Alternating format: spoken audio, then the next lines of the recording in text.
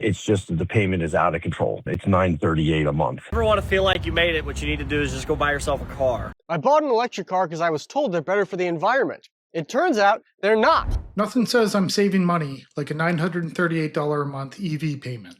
He solved the gas problem by creating a bigger one.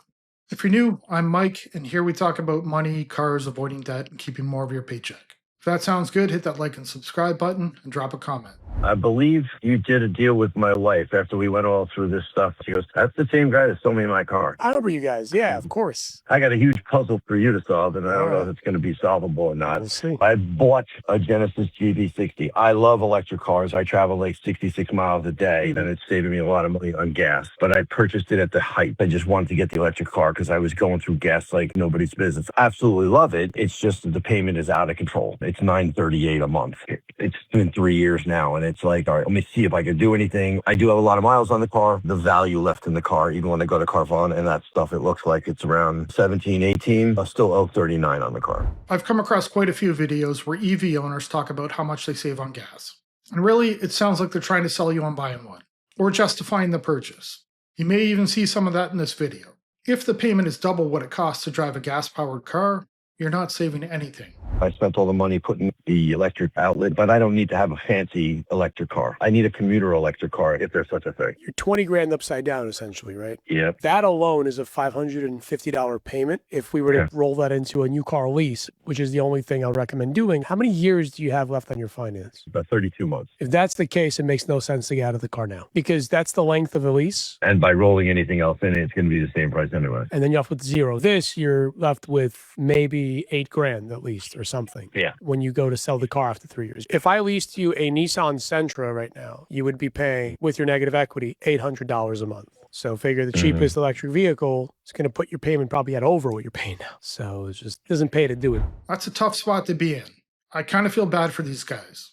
You buy with the hope of saving money. He's thinking less maintenance, no gas, better for the environment. But it ends up costing quite a bit more than a gas-powered vehicle. And depreciates much faster. Plus out-of-pocket costs, taxes and fees. You're just better off staying with what you got. Okay. Another scenario. So say if we found a way around taking care of the equity, what are you talking in the 500s for electric cars right now? It has to be electric, depending on what it is. Could be in the 5s, could be in the 6s. Rolling it in would actually make the most amount of sense. Taking care of the separate, just money thrown away. I'll be the first guy in the car business to talk you about buying a car. When you factor in the opportunity cost of that money, you're going to throw 25 grand at something like that. All that money just wasted. I'm glad I called you at least to get that for right now out of my mind. Happy to help whenever the time is right. I appreciate it. When EVs started rolling out, I thought they sounded great. Everyone hates spending money on gas. At the time, I was probably spending $200, $250 a month. I checked the prices of the cars, figured out how much it would cost to charge. I would have been spending a few $100s a month more to drive an EV. If you ever want to feel like you made it, what you need to do is just go buy yourself a car. I've got access to every car that I could buy. I bought myself a car. Well, I bought my girlfriend a car. So this is a Tesla 2022 Model X, about 79,000 miles on it. And it was exactly what I wanted in a car. So I wanted full self-driving, the white interior. I didn't necessarily want the X, but I liked the X. But I really wanted black on black. This one just happened to be wrapped. I always thought the wrap on Teslas looked phenomenal. I've learned so much about this car, from the automatic doors to just everything, and I love it. Man, it's awesome. I don't have money. I have a PhD. Papa has a dealership. If you want to feel like you've made it, just go buy yourself a car. There are quite a few problems with that. For myself, having a car payment in the past but not having one now, I am in a much better situation financially. He should have said, if you want people to think you've made it, go buy yourself a car. The other problem is he bought it for his girlfriend. That's why I was able to buy this car, but I feel like a baller, man. I drive it. I don't get to drive it that much. I get it. I get why people spend probably way more than they should on a vehicle. I'm not encouraging you to do that. Again, I have a PhD. Papa has a dealership.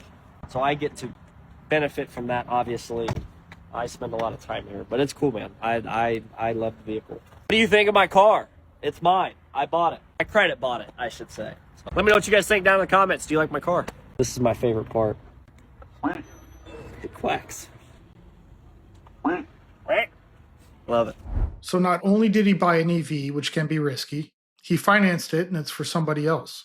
That's not ever a situation I want to be in. You're just asking for trouble with that. This is one of the most technically advanced cars ever. Behind me is a 2025 Lincoln Nautilus Reserve. Here are 3 reasons why it's the most technologically advanced. And reason number 1 is the 48-inch screen in the car. I've never seen a cooler screen ever. Reason number 2, the LED lights. Come on, look at this light bar. Reason number 3, it's actually a hybrid. You wouldn't know, but it gets great gas mileage. Let me know in the comments, is this the most technologically advanced car you've ever seen? Because I think so. For more content like this, follow Ask for Alan. Lights and screens, the most technology in a car. This is really what sells vehicles these days. They draw you away from the things that matter, raise the price, and give you cheap electronics in return. Don't worry about the engine. It has LED lights. I bet you didn't know this about this electric car. I was taking pictures of this V8 F Plus and I noticed something kind of cool. In the back, we're going to have this 120 watt cigarette port for any other electronics you need to charge. For the back seat, we're going to have 3 ports here, and this Type C has 90 watts. That's like enough to charge a laptop. Let us know in the comments if these USB ports are useful features for EV. I think everybody finds a charging port useful every once in a while. Sure, they come in handy, but what about the car itself? Almost every video I come across, it's about the gadgets, the electronics. They don't want to build reliable vehicles anymore. They're selling cheap junk wrapped up to look nice with a big sticker price. I get asked all the time about Cybertrucks and what's going on with their pricing, and the answer is yes. The depreciation has been breathtaking. I think the first one I bought was like 130 or something. It's worth half that now. This Cyber Beast though, it's got the cool Minecraft wrap, the spiky rims, really cool tires, tinted, all that stuff. You can buy this for about $35,000 less than new. A new one with this same spec is 120 grand. This one's 85. So if you're looking for a Cybertruck, it's actually a really, really good time to buy one. I've been seeing more of these pop up lately. Only $85,000 for this used one. Looking at the reviews for these trucks, owners reported panel gaps, trim coming loose, visibility issues, windshield glare, and general fit and finish problems. Not exactly what you'd expect if you're spending $85,000. Here's a smart way how to get out of negative equity. I see so many people do this and they just keep buying new car after new car after new car, and it's not helping them to get rid of that negative equity. In this video, I'm going to tell you exactly how you can do just that. First thing you're going to need is a little bit of cash down. These sort of deals never get done. They don't get approved without just a little bit of cash down. So make sure that you're prepared for that. Second thing you're going to want to do is pick a brand new car. Specifically, something that's like late model year, like a 24, 25, that's been on the lot for a little bit. Dealers are incentivized to sell these units, offering big discounts, rebates, and incentives. The next part is the vehicle selection. You're going to want to pick something that has either a really good residual or huge discounts on it, as I said before. Those huge discounts, like let's say that it's got 10 grand off the vehicle price, that means that you can roll over that 10 grand of negative equity that you may have into that lease, and the banks are still going to approve it because the vehicle is still worth that amount. Discount doesn't change the vehicle's value. And that's that, guys. After that lease term is done, you are out of your vehicle with zero negative equity. Going into your next one, free and clear. I'm completely convinced that most of these salespeople don't understand that debt just can't go away. There are multiple accounts that post these videos. Originally, I thought they were just trying to make a sale, but I do believe they just don't understand the basic math behind it. When you look at the comments, people are actually buying into it and asking for help to make their debt go away. Of course, all they have to do is purchase a new vehicle. I bought an electric car because I was told they're better for the environment. It turns out they're not. Do you know in the wintertime, if you own an EV, you just get to drive less? That's cool. It's a cool feature. Here's an nifty one. Depending on the time of day and how many people are currently at the charging station, it can be more or less expensive.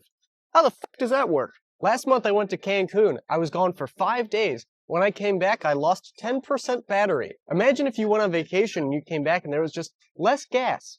I thought I had negative equity before I bought an electric car. Now I know I'll be buried in this car.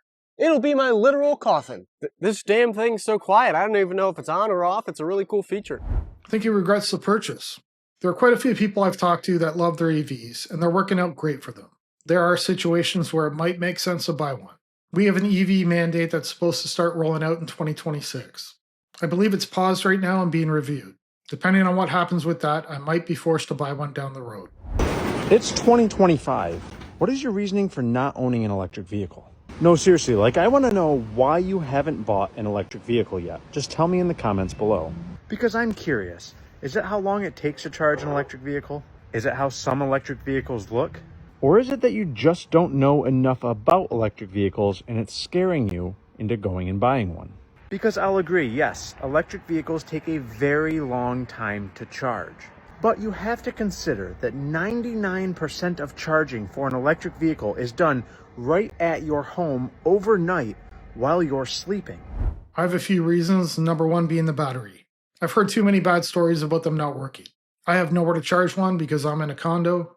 It gets extremely cold here in the winter, and that's not great for battery life. There also aren't many charging stations around here.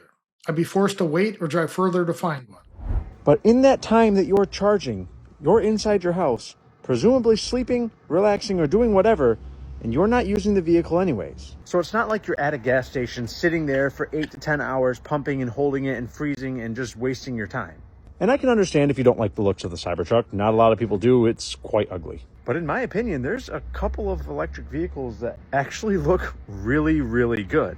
So let me know, why have you not bought an electric vehicle? The year's 2025. There's so many incentives out there. Most electric vehicles are actually cheaper than gas vehicles. Let me know. Because there's a good chance I'll be forced to buy one of these, I have to start looking into them.